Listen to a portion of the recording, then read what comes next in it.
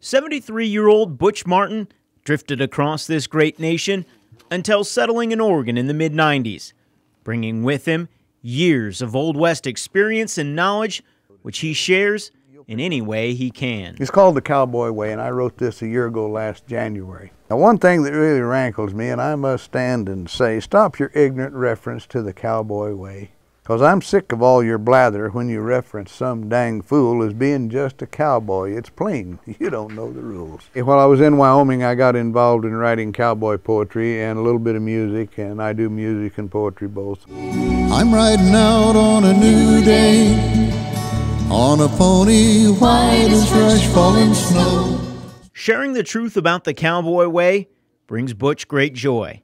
You could say it lights up his soul. And you probably think I'm a cowboy. Well, I ain't sure I could pass that test, but I'm here today to stand up and say I've rode to some of the best. And right now, Butch can use all the healing power that poems and music can provide. Now, I lost Lizzie here a while back, and that set me back a bunch because she was my soulmate. We were together 16 years and never a real cross word.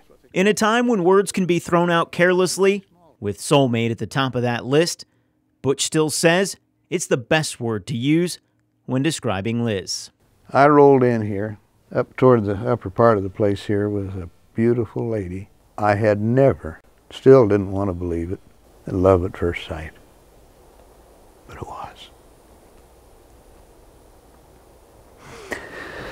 Whether it's listening to a poem he wrote about Liz or unraveling some other great story, it's easy to lose track of time on this old mountain homestead. We all felt sorry for Lizzie. We treated her to condolences soft. See, we still thought that wind had hit her so hard it sucked her drawers plumb off. But more important than taking you back in time, listening to a cowboy poem teaches you lessons for the future.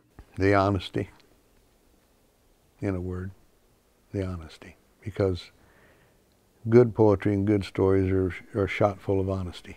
You may think that when all the men like Butch Martin are gone, everything cowboy will go with them. But he says that's not true. It's not the boots, nor the horse, or even the occupation, he says, that makes a cowboy. If you see someone trying to do the right thing, especially in helping someone else out, that's a cowboy. In the Applegate Valley, Joe Camerlingi, NBC5 News.